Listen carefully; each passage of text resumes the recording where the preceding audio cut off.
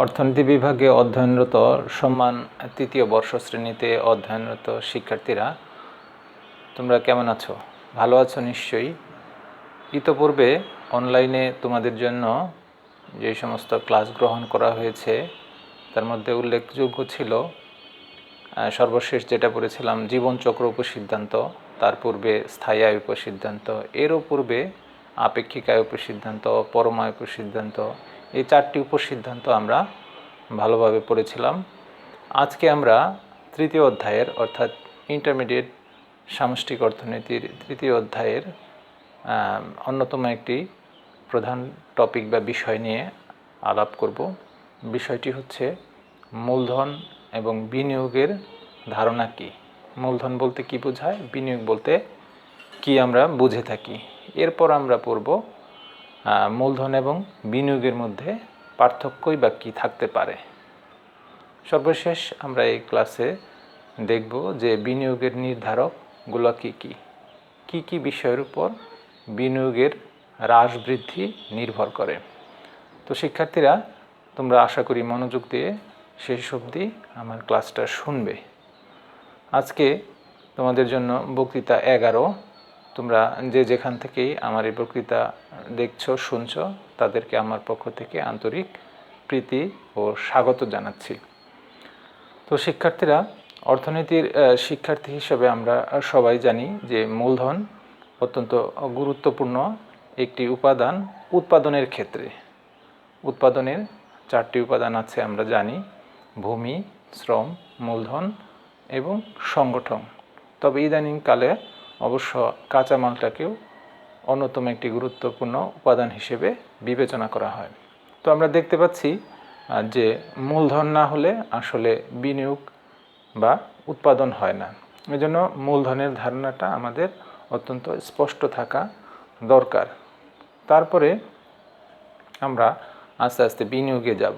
তো মূলধন বলতে আমরা কি বুঝে থাকি অর্থনীতি শিক্ষার্থী হিসেবে? মূলধন বলতে আমরা দেখলাম যে আমরা বুঝলাম যে এটি উৎপাদনের ক্ষেত্রে অত্যন্ত গুরুত্বপূর্ণ একটি উপাদান। ঠিক আছে, এই উপাদানটা এমন উপাদান যেটা মানুষের কর্তৃক সৃষ্ট হয়ে থাকবে। আমরা উৎপাদনের ক্ষেত্রে এমন উপাদান দেখব যেটা মনুষ্য সৃষ্টি নয়, প্রকৃতির সৃষ্টি, যেমন ভূমি। সেরূপ নয় মনুষ্য সৃষ্টি দ্রব্য সামগ্রী বা জিনিসপত্র যেটা উৎপাদন কাজে নিয়োজিত থেকে বারংবার উৎপাদনে বা পুনরায় উৎপাদনে সহযোগিতা করবে, সেটাকে বলবে মূলধন।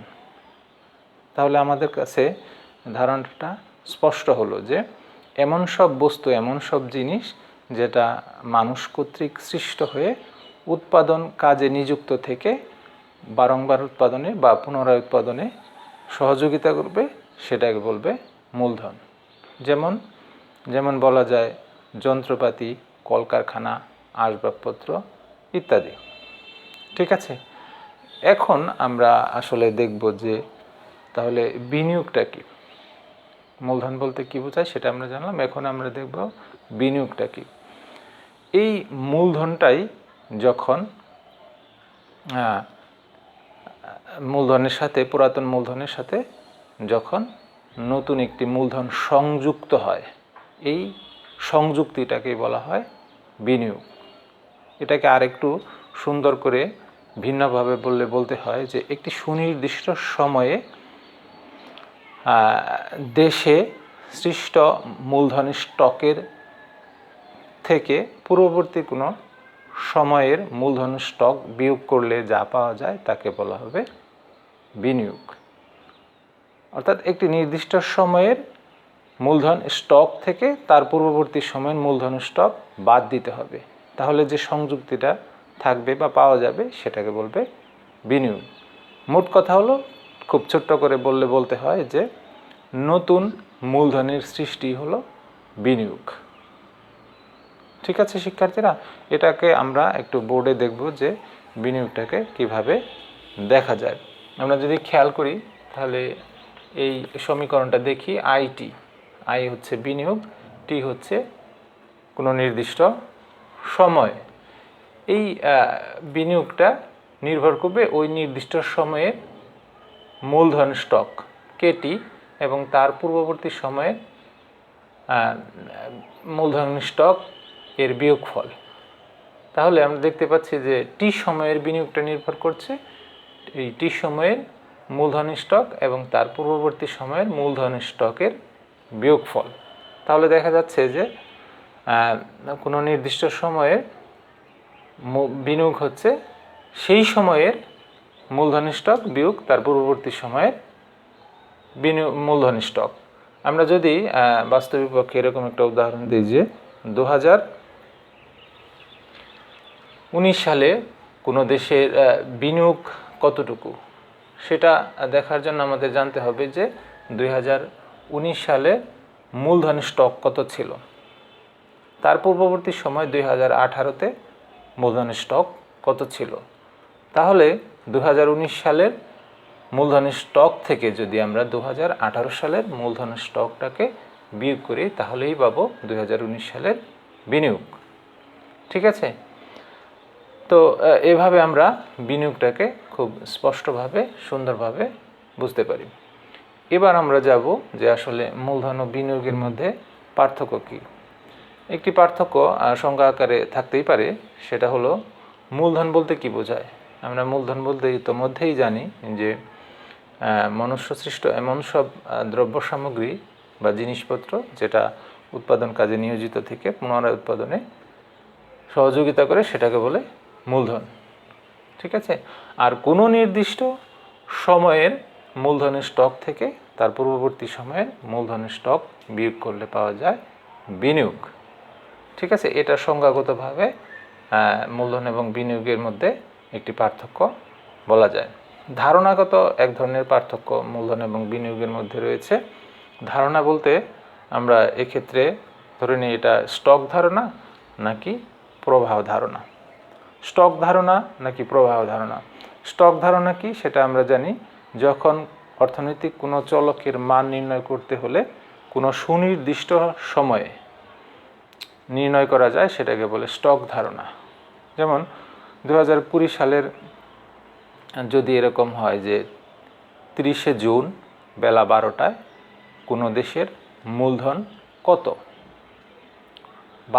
12টায় বেলা 12টায় 30শে জুন, এরকমভাবে সুনির্দিষ্ট সময়ে যদি কোনো কিছু নির্ণয় করা যায় বা নির্ণয় করা হয় তাকে বলবে স্টক ধারণা।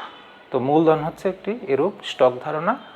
হ্যাঁ, একটি দেশে সুনির্দিষ্ট সময়ে এরূপভাবে মূলধন নির্ণয় করা যাবে বা কোনো কারখানায় মূলধন নির্ণয় করা যাবে, তাই মূলধনটাকে বলা হয় একটি স্টক ধারণা। ফ্লো ধারণা বা প্রবাহ ধারণা কাকে বলা হয়? প্রবাহ ধারণা বলা হয় যে টাইম ডিউরেশন থাকবে, পিরিয়ড অফ টাইম থাকবে, এটা কোনো নির্দিষ্ট সময়ে শুরু হয়ে কোনো নির্দিষ্ট সময়ে শেষ হবে। যেমন যদি হয় এরকম 2019 সালের 1 জানুয়ারি থেকে ওই বছরই 31শে ডিসেম্বর পর্যন্ত কোনো দেশের বিনিয়োগের পরিমাণ কতটুকু সেটা জানা যাবে যে ওই নির্দিষ্ট বছরে সারা বছর ধরে বিভিন্ন সময়ে কতটুকু বিনিয়োগ হয়েছে সেটা যোগ করে। তাহলে দেখা যাচ্ছে যে 1 জানুয়ারি থেকে 31শে ডিসেম্বর এই পুরা 365 দিনে এই টাইম ডিউরেশনে বিনিয়োগ নির্ধারণ করা যায় বা বিনিয়োগ নির্ধারিত হয়ে থাকে। তাহলে দেখা যাচ্ছে যে মূলধন একটি স্টক ধারণা যেটা সুনির্দিষ্ট সময় হয়ে থাকে, আর বিনিয়োগ হচ্ছে একটি প্রবাহ ধারণা যেটা একটি টাইম ডিউরেশনে হয়ে থাকে। এরূপ একটি পার্থক্য মূলধন এবং বিনিয়োগের মধ্যে রয়েছে। প্রকারভেদের এক ধরনের পার্থক্য মূলধন এবং বিনিয়োগের মধ্যে রয়েছে। মূলধনের বিভিন্ন প্রকার রয়েছে, তার মধ্যে অন্যতম হচ্ছে যে চলতি মূলধন, স্থায়ী মূলধন। চলতি মূলধন কাকে বলা হয়? যে মূলধন কারখানা প্রতিষ্ঠান চালানোর জন্য বা উৎপাদন কর্ম এগিয়ে নিয়ে যাওয়ার জন্য করা হয় সেটাকে বলবে চলতি মূলধন। যেমন খুচরা কোনো যন্ত্রপাতি, যন্ত্রাংশ, এটা চলতি মূলধন। আবার স্থায়ী মূলধন হবে যে দীর্ঘ সময়ের জন্য ব্যাপকভাবে অর্থ লগ্নি করা বা যন্ত্রপাতি আসবাবপত্র ক্রয় করা, সেটা হবে স্থায়ী মূলধন। তাহলে দেখা যাচ্ছে যে মূলধনেরও প্রকারভেদ রয়েছে, চলতি মূলধন, স্থায়ী মূলধন। আবার বিনিয়োগেরও প্রকারভেদ রয়েছে, যেমন মোট বিনিয়োগ, নিট বিনিয়োগ, স্বয়ংভূত বিনিয়োগ, প্ররোচিত বিনিয়োগ ইত্যাদি বিভিন্ন নামে বিনিয়োগ রয়েছে, বিনিয়োগের প্রকারভেদ রয়েছে। তো আমরা জানলাম যে আসলে প্রকারভেদগত এক ধরনের পার্থক্য মূলধন এবং বিনিয়োগের মধ্যে রয়েছে। 4 নম্বরে হচ্ছে উৎসগত পার্থক্য আমরা লক্ষ্য করি মূলধন এবং বিনিয়োগের মধ্যে। মূলধনের উৎস হচ্ছে সঞ্চয়। আমরা জানি যে মানুষের আয় দুটো ভাগে বিভক্ত হয়ে যায়, একটি হচ্ছে তার ভোগ আর একটি হচ্ছে সঞ্চয়। এই সঞ্চয় হতে মূলধনের সৃষ্টি হয়, ঠিক আছে? তাই মূলধনের উৎস হচ্ছে সঞ্চয় আর বিনিয়োগের উৎস হচ্ছে মূলধন। আমরা জানি যে পুরাতন মূলধন সামগ্রীর সাথে যদি নতুন মূলধন সামগ্রী সংযুক্ত হয় সেটাকে বলা হয় বিনিয়োগ। তাহলে দেখা যাচ্ছে যে বিনিয়োগের উৎস হচ্ছে মূলধন। তাহলে উৎসগত পার্থক্য আমরা জানলাম। নির্ধারকের পার্থক্য রয়েছে মূলধন এবং বিনিয়োগের মধ্যে। মূলধনের নির্ধারক হচ্ছে উৎপাদন ক্ষমতা, ঠিক আছে? যত নতুন নতুন মূলধন সৃষ্টি হবে সেটা অবশ্যই উৎপাদন ক্ষমতাকে বৃদ্ধি করবে, এটা ঠিক। এই মূলধন সৃষ্টি হলেই যে উৎপাদন হবে সেটা না, উৎপাদন ক্ষমতা বৃদ্ধি করবে। এই উৎপাদন ক্ষমতা বৃদ্ধি পেয়ে যখন এটা চূড়ান্তভাবে বিনিয়োগে পরিণত হবে এবং উৎপাদন কার্যে নিয়োজিত হবে তখন সেটা অবশ্যই বিনিয়োগ বলে গণ্য হবে। তাহলে দেখা যাচ্ছে যে মূলধন নতুন নিযুক্ত হলে উৎপাদন ক্ষমতা সৃষ্টি হয়, ঠিক আছে? সেই উৎপাদন ক্ষমতা যখন চূড়ান্তভাবে নতুন উৎপাদন সৃষ্টি করে সেটা অবশ্যই বিনিয়োগ কার্যক্রমের মধ্যে সম্পর্কযুক্ত। তাহলে একটি দেশে মূলধন গুরুত্বপূর্ণ, তার হচ্ছে বেশি গুরুত্বপূর্ণ হচ্ছে বিনিয়োগ, ঠিক আছে শিক্ষার্থীরা? তাহলে নির্ধারকের ক্ষেত্রে এভাবে মূলধন এবং বিনিয়োগের মধ্যে পার্থক্য করা যায়। চিত্রের পার্থক্য কিছুটা হলে বলা যায় যে মূলধনের ক্ষেত্রে চিত্রগত কোনো বিষয় আসলে লক্ষ্য করা যায় না, আমরা সংজ্ঞাগতভাবে বা সমীকরণ আকারেই প্রকাশ করে থাকি। কিন্তু বিনিয়োগের ক্ষেত্রে আমরা দেখি যে মোট বিনিয়োগ, নিট বিনিয়োগ, স্বয়ংভূত বিনিয়োগ, প্ররোচিত বিনিয়োগ এই বিষয়গুলো চিত্রে প্রকাশ করা যায়। তাহলে মূলধন চিত্রে প্রকাশ করা হয় না বা করা যায় না, কিন্তু বিনিয়োগ চিত্রে প্রকাশ করা যায়। এরূপ পার্থক্য মূলধন এবং বিনিয়োগের মধ্যে রয়েছে। সর্বশেষ পার্থক্য আমরা বলতে পারি অর্থনৈতিক গুরুত্ব। দুটোই অর্থনীতির ক্ষেত্রে গুরুত্বপূর্ণ, মূলধন এবং বিনিয়োগ, তবে মূলধনের তুলনায় বিনিয়োগ বেশি গুরুত্বপূর্ণ। কারণ একটি দেশে মূলধন বাড়লে দেশটির উৎপাদন ক্ষমতা বাড়ে, কিন্তু উৎপাদন ক্ষমতা বাড়লেই সেটা চূড়ান্ত রূপে উৎপাদনকে বাড়ানোর জন্য, কর্মসংস্থানকে বাড়ানোর জন্য অবশ্যই বিনিয়োগ কার্যক্রমে নিয়োজিত হতে হয়। তাহলে দেখা যাচ্ছে যে মূলধনের তুলনায় বিনিয়োগ যথেষ্ট গুরুত্বপূর্ণ অর্থনীতির ক্ষেত্রে। তো এই সমস্ত পার্থক্য আমরা মূলধন এবং বিনিয়োগের ক্ষেত্রে খেয়াল করে থাকি বা লক্ষ্য করে থাকি। শিক্ষার্থীরা, এবার আমরা যাব বিনিয়োগের নির্ধারক সমূহ কী। একটি দেশের জন্য বিনিয়োগ অত্যন্ত গুরুত্বপূর্ণ একটি বিষয়। একটি দেশে বিনিয়োগ হলে উৎপাদন হয়, কর্মসংস্থান বাড়ে, দারিদ্র্য দূর হয়, রপ্তানি বাড়ে, আমদানি হ্রাস পায় ইত্যাদি অর্থনীতির যে ধনাত্মক চলকসমূহ রয়েছে সেই চলকসমূহ গতিশীল হয় এবং ঋণাত্মক চলক যেগুলোর মান বাড়লে অর্থনীতি খারাপ অবস্থার দিকে যেতে চায় সেগুলার হ্রাস পায়। তাহলে দেখা যাচ্ছে যে একটি দেশের উন্নয়নের জন্য বিনিয়োগ প্রয়োজন এবং বিনিয়োগ বাড়বে না কমবে সেই বিষয়টা যে বিষয়ের উপর নির্ভর করে সেই বিষয় নিয়ে এখন আমরা আলোচনা করব। প্রথমে আমরা বলতে পারি আয় স্তর।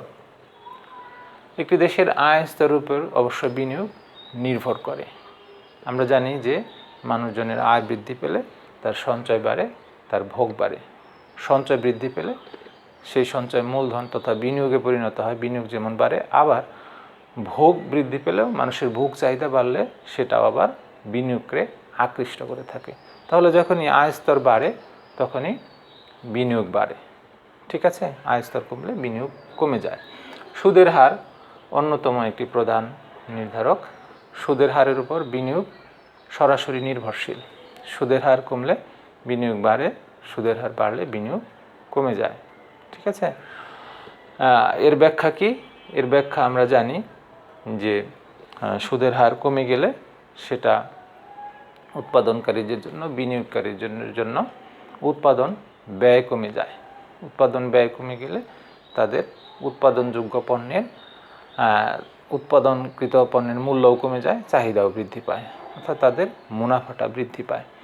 তাহলে সুদের হার কমে গেলে উৎপাদন খরচ কমে যায়, ফলে বিনিয়োগকারী এবং উৎপাদনকারীরা বিনিয়োগ এবং উৎপাদনে আকৃষ্ট হয়। এজন্য দেখা যাচ্ছে সুদের হার কমে গেলে বিনিয়োগ বেড়ে যায়। MEC, marginal efficiency of capital, মূলধনের প্রান্তিক দক্ষতাও অন্যতম একটি প্রধান নির্ধারক। ঠিক আছে, এমইসি কাকে বলা হয়? এমইসি তাকে বলা হয় যে অতিরিক্ত পরিমাণ মূলধন নিযুক্ত করা হলে তার হতে যে সর্বোচ্চ আয় হার প্রত্যাশা করা হয় তাকে বলা হয় এমইসি বা মূলধনের প্রান্তিক দক্ষতা। এই মূলধনের প্রান্তিক দক্ষতা যতক্ষণ অবধি সুদের হারের তুলনায় বেশি হবে ততক্ষণ পর্যন্ত বিনিয়োগ বাড়তে থাকবে। যখন এই এমইসি এবং সুদের হার সমান হবে তখন একটা কাম্য বিনিয়োগ স্তর পাওয়া যাবে। তাহলে আমরা দেখতে পাচ্ছি যে এমইসি বা মূলধনের প্রান্তিক দক্ষতা যত বাড়ে বিনিয়োগের পরিমাণ তত বৃদ্ধি পায়। মূলধন দ্রব্যের খরচ, বিনিয়োগকারী বা উৎপাদনকারীদের জন্য যে কোনো প্রকার খরচই একটি বাড়তি খরচ বলে গণ্য হয়। যত খরচ বাড়তে থাকে তাদের জন্য সেরকম উৎপাদনযোগ্য পণ্যের খরচও বাড়তে থাকে, এজন্য তারা নিরুৎসাহিত হয়। তাহলে দেখা যাচ্ছে মূলধন দ্রব্যের খরচ যত বাড়বে ততই বিনিয়োগকারী উৎপাদনকারীরা নিরুৎসাহিত হবে। নিরুৎসাহিত হলে বিনিয়োগ কমে যাবে। আবার উল্টাভাবে মূলধন দ্রব্যের খরচ কমে গেলে তারা উৎসাহিত হবে, বিনিয়োগ বাড়বে। এভাবে মূলধন দ্রব্যের খরচের উপর বিনিয়োগ নির্ভর করে। অর্থের জোগাড় অন্যতম একটি প্রধান নির্ধারক বিনিয়োগের। দেশে অর্থের যোগান বাড়লে আমরা জানি সুদের হার কমে যায়, সুদের হার কমলে বিনিয়োগ বৃদ্ধি পায়। উল্টাভাবে অর্থের যোগান কমে গেলে সুদের হার বেড়ে যায়, সুদের হার বেড়ে গেলে বিনিয়োগ কমে যায়। কাম্য মূলধন স্টক, কাম্য মূলধন স্টক কি? যে পরিমাণ মূলধন স্টক থাকলে বিনিয়োগকারীদের জন্য সর্বোচ্চ মুনাফা হয় সেটাকে বলা হয় কাম্য মূলধন স্টক। এই কাম্য মূলধন স্টক বর্তমান মূলধন স্টকের তুলনায় বেশি হলে বিনিয়োগ বাড়ে, কম হলে বিনিয়োগ কমে যায়। প্রযুক্তি, 7 নম্বরে আসি। প্রযুক্তি, প্রযুক্তি বিনিয়োগ বৃদ্ধি হ্রাসের অন্যতম একটি প্রধান নির্ধারক।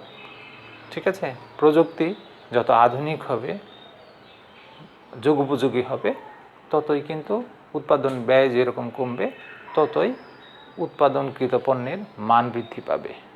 তাহলে আধুনিক প্রযুক্তি, যুগোপযোগী প্রযুক্তি যদি ব্যবহার করা হয় তাহলে পণ্যের দাম কমে যায় এবং মান যদি বেড়ে যায় সেটা অবশ্যই ক্রেতাদের নিকট আকর্ষণীয় হবে। হ্যাঁ, ক্রেতাদের নিকট আকর্ষণীয় হলে তাদের ভোগ চাহিদা বাড়লে বিনিয়োগ চাহিদা বাড়বে, বিনিয়োগ বাড়বে। ঠিক আছে, উল্টাভাবে প্রযুক্তি যদি সেকেলে হয় তাহলে অবশ্যই বিনিয়োগ কমে যাবে। রাষ্ট্রীয় নীতি, 8 নম্বরে আমরা বলতে পারি। রাষ্ট্রীয় বিভিন্ন নীতি থাকে বিনিয়োগ বৃদ্ধির বিষয়ে, যেমন আর্থিক নীতি, রাজস্ব নীতি, কর নীতি, এরকম বৈদেশিক বাণিজ্য নীতি, বিভিন্ন ধরনের নীতি সরকার নিয়ে থাকে বিনিয়োগ বৃদ্ধির বিষয়ে। আমরা যদি খেয়াল করে তাহলে দেখব যে সরকার অনেক সময় সম্প্রসারণমূলক রাজস্ব নীতি, আর্থিক নীতি নিয়ে থাকে বিনিয়োগ বৃদ্ধির বিষয়ে। ঠিক আছে, এরকম অনুকূল যদি কর নীতি নেয়, করদাতাদের পক্ষে অনুকূল হয়, তাহলে সেটাও কিন্তু বিনিয়োগ বৃদ্ধিতে সহায়ক ভূমিকা পালন করে। আবার বৈদেশিক বাণিজ্য নীতি, সেখানে যদি নমনীয় হয়, বিদেশের সাথে বা বিভিন্ন ধরনের সম্পর্ক থাকে বহির্বাণিজ্যের ক্ষেত্রে, সেটাও বিনিয়োগের অন্যতম একটি নির্ধারক হিসেবে কাজ করে থাকে। তাহলে রাষ্ট্রীয় নীতিও দেখা যাচ্ছে অন্যতম গুরুত্বপূর্ণ ভূমিকা পালন করে বিনিয়োগ বৃদ্ধির বিষয়ে। অবকাঠামো, আমরা জানি যে অবকাঠামো উন্নত হতে পারে, অবকাঠামো অনুন্নত হতে পারে। উন্নত অবকাঠামো অবশ্যই বিনিয়োগ বৃদ্ধিতে সহায়ক, আর অনুন্নত অবকাঠামো অবশ্যই বিনিয়োগ বৃদ্ধিতে সহায়ক নয়, বরং সেটি একটি বাধা হিসেবে কাজ করে থাকে। 10 নম্বরে আমরা আসি উদ্যোক্তা শ্রেণী। উদ্যোক্তা শ্রেণী বিনিয়োগ বৃদ্ধির বিষয়ে বা হ্রাসের বিষয়ে গুরুত্বপূর্ণ ভূমিকা পালন করে থাকে। উদ্যোক্তা শ্রেণী যারা, তারা মুনাফা অর্জনের উদ্দেশ্যে ঝুঁকি নিয়ে তারা উৎপাদনের বিভিন্ন উপকরণ সমন্বয় করে উৎপাদন সৃষ্টি করে এবং সেটা বাজারজাত করে থাকে, বিক্রি করে থাকে। এই উদ্যোক্তা শ্রেণী যদি সমাজে বৃদ্ধি পায়, রাষ্ট্রে যদি বৃদ্ধি পায়, উদ্যোক্তা শ্রেণী যদি আশাব্যঞ্জক হয়, তাহলে সেটা অবশ্যই দেশে বিনিয়োগ বৃদ্ধিতে সহায়ক ভূমিকা পালন করে। আর উদ্যোক্তা শ্রেণী যদি কমে যায়, তারা যদি হতাশ হয়, তাহলে দেখা যাবে যে সেটা বিনিয়োগ বৃদ্ধিতে সহায়ক কোনো ভূমিকা পালন করবে না, বিনিয়োগ কমে যাবে। 11 নম্বরে আমরা বলতে পারি মানব সম্পদ। মানব সম্পদ বিনিয়োগের ক্ষেত্রে অন্যতম একটি গুরুত্বপূর্ণ ভূমিকা পালন করে থাকে। দেশের যে মানুষ আছে, মানব আছে, তারা কি সম্পদ হিসেবে আছে নাকি বোঝা হিসেবে আছে? সম্পদ হিসেবে কখন থাকে? যখন তারা কর্মে নিযুক্ত হয়ে অধিক উৎপাদন করতে পারে, আধুনিক যুগোপযোগী উৎপাদন করতে পারে, সেটা অবশ্যই মানব সম্পদ হিসেবে গণ্য হয়। আবার তারা যখন আধুনিক পণ্য উৎপাদনে তারা সুইটেবল হয় না, গ্রহণযোগ্য হয় না বা নিযুক্ত করা যায় না, বেকার থেকে যায়, তখন সেটা সম্পদ না হয়ে বোঝায় পরিণত হয়। আমরা যদি খেয়াল করি তাহলে বাংলাদেশের ক্ষেত্রে দেখব যে আমাদের এখানে যে বিভিন্ন ধরনের বড় বড় প্রকল্প হয়, সেই প্রকল্পগুলোতে আমাদের যে বিশেষজ্ঞ বা এক্সপার্ট, সেগুলা বাইরের দেশ থেকে অনেক সময় আমাদের আমদানি করতে হয়। কেন আমদানি করতে হয়? কারণ আমাদের নিজস্ব অনেক সময় দক্ষ মানব সম্পদ থাকে না ওই নির্দিষ্ট ক্ষেত্রে। ঠিক আছে, এটা যদি থাকতো দেশীয় মানব সম্পদ দক্ষভাবে, তাহলে আমরা উৎপাদন যতটুকু বাড়াতে পারতাম, এখন আমরা অতটুকু বিনিয়োগ বা উৎপাদন বাড়াতে পারছি না। তাহলে দেখা যাচ্ছে যে একটি দেশের মানব সম্পদ যত সেটা সম্পদে পরিণত হবে, ততই সেটা বিনিয়োগ বৃদ্ধিতে সহায়ক ভূমিকা পালন করবে। আর সম্পদ না হয়ে যতটা সেটা বাধা বা বোঝার কারণ হবে, তত সেটা বিনিয়োগ বৃদ্ধিতে অসহায়ক ভূমিকা পালন করবে। খনিজ সম্পদ।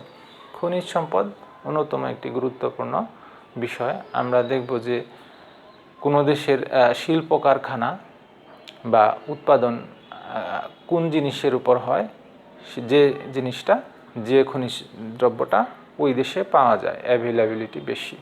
আমরা যদি মধ্যপ্রাচ্য দেখি, আমরা যদি রাশিয়া আমেরিকা দেখি, তাহলে ওই দেশগুলোতে দেখব যে ওখানে এমন সব পণ্য উৎপাদন হয় যে পণ্য তৈরিতে ওই দেশের প্রাকৃতিক সম্পদসমূহ কাজে লাগে। তাহলে প্রাকৃতিক সম্পদের উপর ভিত্তি করেই উৎপাদন হয়, বিনিয়োগ হয়, কম থাকলে কম হয়। 13 নম্বরে হচ্ছে রাজনৈতিক স্থিতিশীলতা। একটি দেশের যদি রাজনৈতিকভাবে স্থিতিশীল হয়, হ্যাঁ, দেশে যদি গণতন্ত্র থাকে, গণতন্ত্রে সরকারিদের বিরোধী দলের মধ্যে যদি সমঝোতা থাকে, হ্যাঁ, সরকার তার সমালোচনা যেমন বিরোধী দলের আমলে নেয়, এবং সরকারও যদি বিরোধী দলে যদি সরকারের সহায়ক ভূমিকা পালন করে, দীর্ঘমেয়াদী স্থিতিশীল ভূমিকা থাকে, তাহলে সেটা বিনিয়োগের জন্য অনুকূল ভূমিকা পালন করে। বাজার ব্যবস্থা। বাজার ব্যবস্থাও বিনিয়োগের অন্যতম একটি নির্ধারক। বাজার ব্যবস্থায় আমরা জানি যে বিভিন্ন ধরনের বাজার অর্থনীতির মধ্যে থাকে। প্রতিযোগিতার বাজার, অপ্রতিযোগিতার বাজার। ঠিক আছে, অপ্রতিযোগিতার বাজারও আবার বিভিন্ন প্রকার আছে। তো যে কোনো কারণেই দেশে যদি অপূর্ণ প্রতিযোগিতার বাজার ভরপুর থাকে, তাহলে সেটা কিন্তু অর্থনীতিতে উৎপাদন এবং বিনিয়োগের জন্য সহায়ক ভূমিকা পালন করে না।